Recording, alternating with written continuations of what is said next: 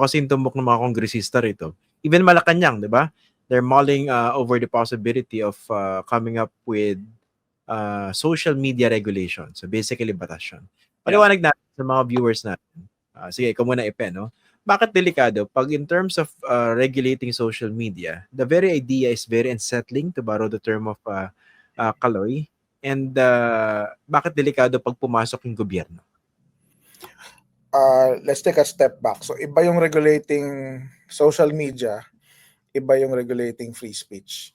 No? So let's be clear on that. So sa social media, I think nagkakasundo tayo that the owners of these social media platforms have a responsibility. No, may responsibility sila to exercise a well thought out scheme of content moderation. No, so but of course hindi pwedeng si Mark Zuckerberg lang mag-iisip noon, ano. So tama yung magandang ginawa nila nung una, may oversight board, merong third party fact checkers, no. Ngayon under Trump medyo nawala yung mga yon, ano, kasi alam mo na petulant yung occupant ng White House ngayon eh. So I think he's forced to make those kinds of decisions.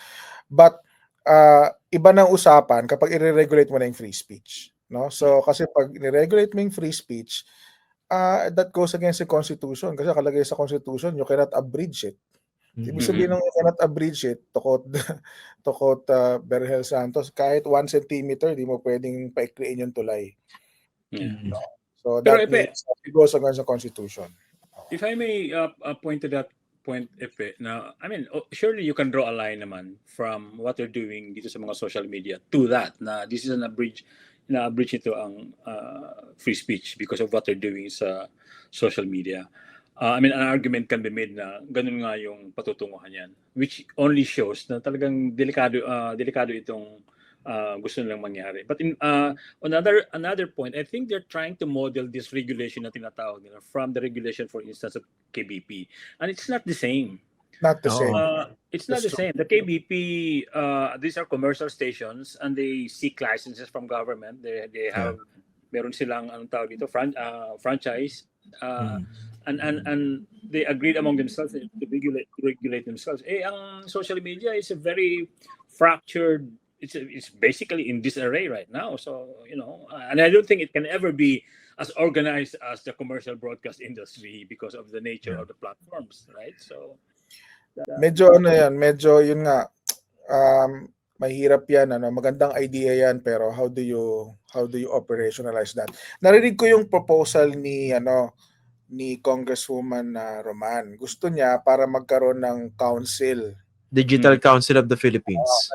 Parang gusto niya na I don't know what that council will do. I don't know, is it gonna be the same as the Advertising Standards Council? But what will you do if not all content creators want to be part of that?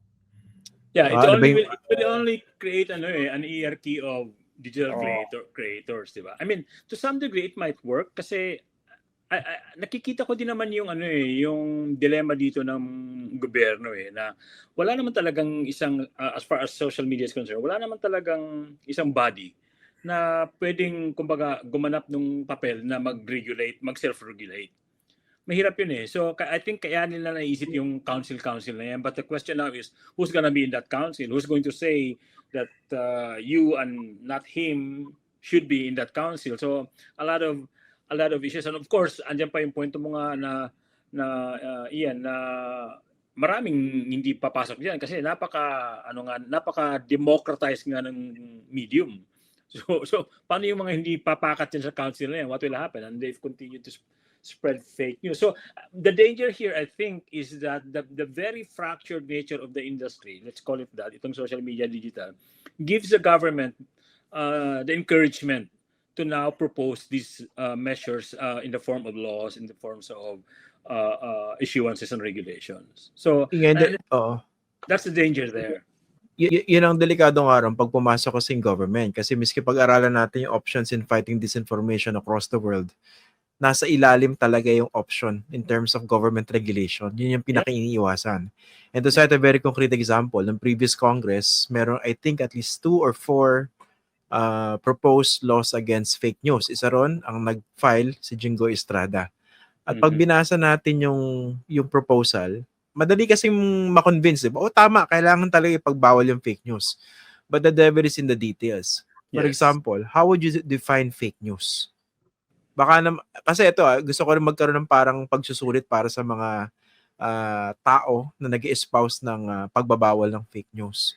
Pag ang isang bagay ba na nabasa nyo sa social media, pabor sa inyo, kunwari politiko ka, will you be as passionate in condemning it compared to an information that is clearly fake that is directed against you? Diba? Kung pabor sa'yo o hindi.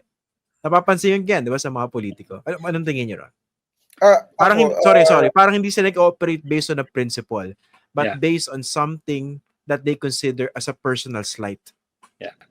Pasensya na, pero ako kasi biased ako towards fact-checking and content moderation. So, I think merong pwede naman tayong magkita sa gitna sa content moderation and fact-checking eh. So, pwede tayong magkaroon ng mga well, for one, government cannot do fact-checking. Hindi pwedeng gobyerno. No? So, there could be we could arrive at a consensus towards who will do fact-checking. So, this would be a group of highly trained people, no? And we have to educate people about fact-checking kasi naturally ayaw ng mga tao ng fact-checking. Even journalists, even editors don't like fact-checking. They don't want, kasi ang classical training ng mga journalists, we're not arbiters of the truth. We just report what politicians and people say. Pero itong fact-checking, this is unsettled even journalism itself. Journalists continue to be divided on who should do fact-checking. But right now, there's clearly a need for fact-checking. No? Yes. So, ang problema, not all people are, it's a new product. Let's look at it that way. Bagong produkto siya, and you need to educate people about a new product to how to make it acceptable. Yeah, but on the point of Christian, talagang napaka-overbroad kasi ng pag-overbroad ng tingin sa fake news. What's fake news to one is fine with another, very subjective siya, And in this hostile, very toxic political climate, I mean, it's going to be a very, very good weapon by anybody to try to muddle the issues and to mislead people. So I think that's so even the act of defining fake news, I mean, medyo problema sa akin yan because you are buying into the premise that all of these that are being churned out online na hindi mo gusto are fake news. When in fact, some of them might just be commentary na maanghang lang. Alam mo yun? So, to some degree, nag-agree ako dun sa ni Attorney Angeles Yung sabi niya, kinote pa niya si Galileo. Because, what fake news now cannot be, baka hindi niya fake news moments later. Baka na may nagbago. May sagot ako dyan, Kaloy ano yun? I agree, tama yung binabanggit mo yung linya na yan. Pero in terms of defining truth in journalistic terms, di ba? What we call journalistic truth. Yung pwedeng hindi mo pa napapatunayan ngayon because you're basing on available evidence. Pero sa akin, pero we have to make a distinction between clearly or mga blatant lies as they are applied now, di ba? Kunwari, sabihin mo na may mass resignation sa PNP ngayon. Kung wala pala, diba that's clearly fake? Well, yeah, the dyan, Christian, yung sabi ni Attorney Angeles is that clearly ang medyo faulty na dun sa argument niya is that parang sinasabi niya, okay, let's make these claims now and then bahala ako if we prove it right later. I mean, that's not how mahirap yun. But that's not how you operate as a journalist, and that's precisely the kind of tawag dito situation na ayaw mong pasukan kung talagang journalist ka, but it's a very convenient thing for peddlers of fake information to cite that. But the only reason why I wanted to cite yung sabi ko na medyo tama si Attorney Angeles doon is that because just to illustrate how shifty the discourse can be about fake news. And I think evolution. I think ang sinasabi ko nga, you don't have to define fake news. Kasi as a journalist, alam mo na dapat yan. I mean, siguro for the purposes of law, you have to, but yun nga, sinasabi, hindi natin tinatanggap yung premise na dapat yung gobyerno ay magkaroon ng batas tungkol dito kasi nga magiging problematic yan. But I think in the end, ano ako dun sa sinabi ni Ipe, fact checking nila talaga ang ang importante dito. In fact, I made this kanina when I was talking to Ted Filon, sabi ko, dapat yung mga newsrooms, they should make fact checkers or a fact checking division an integral part of their operations. Hindi na yung tipong okay, may intern dyan siya sa paggawin natin. Parang after may grant na pumasok, sige paggawin na. No, I think right now at this point when we see, nakikita natin yung debilitating effect ng fake news and disinformation on not just on the public but on the mainstream media itself, the real journalists themselves. They should, kasi threats na sa buhay nila to sa livelihood nila to Natatakot kasi yung ibang mga media executives kasi fact checking will involve, fact checking this politician's statement. And then sila. Natatakot sila dyan. So I know that for a fact. But again, if we're serious about stopping it, that's the only way to go, I think. Yes, I agree.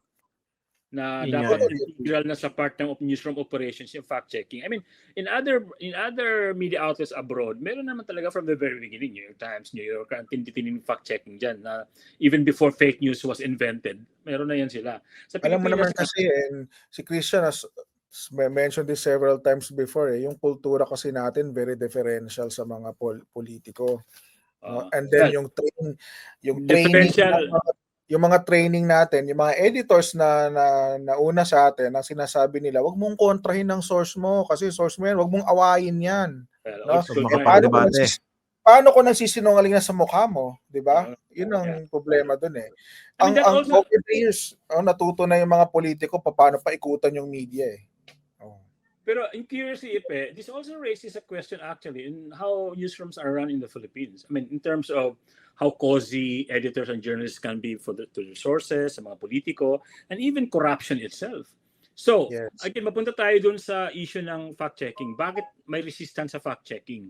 Because malalagay sila sa alanganin, mayayari yung hanap buhay nilang sideline nila or whatever, right? So, again, kung ganun yung klaseng media na matatamaan itong fact-checking movement na to, let's call it that, I think they deserve na tamaan din kung hindi sila magbago, di ba? So hindi lang naman kasi problema dito ay yung mga vloggers lang na nagpe-peddle ng mga ganitong fake news.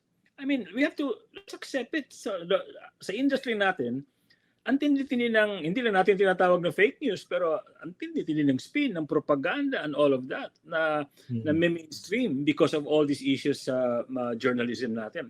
Itong fake news, medyo garapal lang kasi yung dating So again, that's something that we have to contend with as we discuss these issues sa media.